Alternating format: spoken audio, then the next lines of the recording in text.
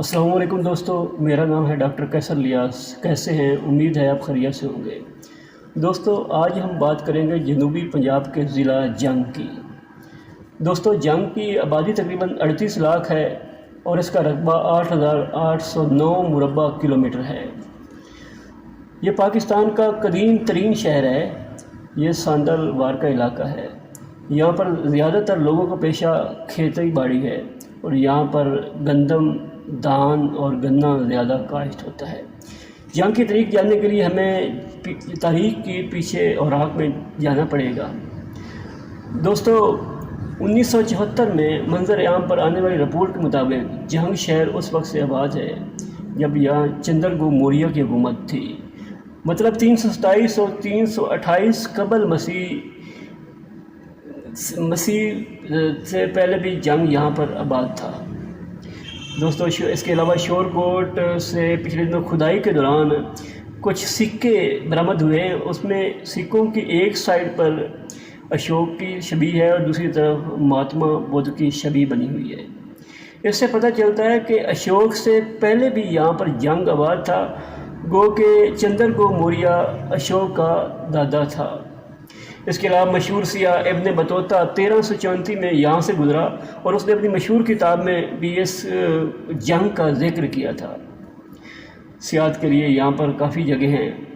हीर रांझा का दरबार है, उसके अलावा मिर्ज़ा साहिबा का दरबार है। ये दोनों सच्चे आशिक गुजरे हैं, मिर्ज़ा साहिबा और हीर रांझा। हीर रांझा फैसलाबाद रोड पे उनका दरबार निज़ार है और जंग वालों ने उनकी तकद्दुस में और उनकी वजह से अपने स्टेडियम का नाम भी माई हीर स्टेडियम रखा है। इसके अलावा मिर्ज़ा साहिबा जो है उसका मीज़ार खीवा के पास है। ये जंग से थोड़ा आगे है खीवा। इन दोनों के एक अलहदा कहानी जो है वो बन सकती है, ये मैं अलहदा आपको बताऊँगा। फ़िलहाल हम जंग की बात कर रहे हैं। ये ज़िला मुशायर के हवाले से भी बहुत ज़रख़ेज़ है। सुल्तान बाहू की सरज़मीन है। इसके अलावा रोडू सुल्तान की सरज़मीन है।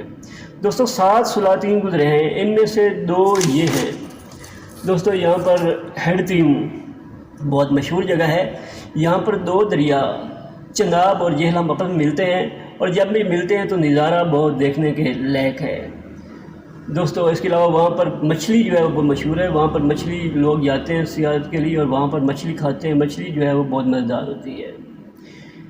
इसके अलावा दोस्तों, आप बात करते हैं कि यहाँ पर कौन कौन सी मशहूर शख्सियात हैं।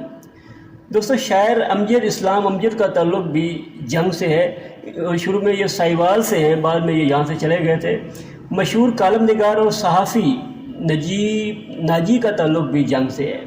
इसके अलावा Nobel prize साइंसदान doctor Abdul Salam का ताल्लुक़ भी जंग से है। राम रियाज का ताल्लुक़ भी जंग से है। सियासी लिहाज से भी यहाँ हल चल रही है। फैसल सालिम याद और आबदा हुसैन की आपस में एक सियासी जंग देखने को मिलती है। इसके अलावा साइमा अख्तर परवाना, शेख वकास अकरम, शेख याकूब, राय तैमूर भट्टी और मुआविया आज़म जो आज़म तारिक के बेटे हैं, उनका ताल्लुक़ भी जंग से है। ये बड़े बड़े सियासतदान हैं जिनका ताल्लुक़ जंग से है।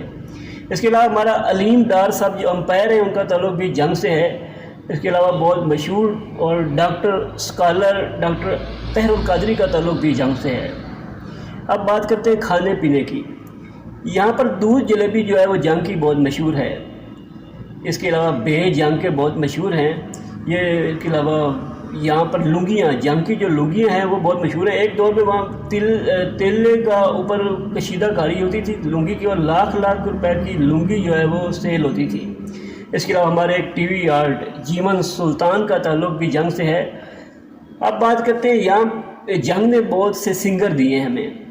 मंसूर मलंगी जो है उनका ताल्लुक़ भी जंग से है, जिनका गाना है एक फुल मोती दा मार के जगह।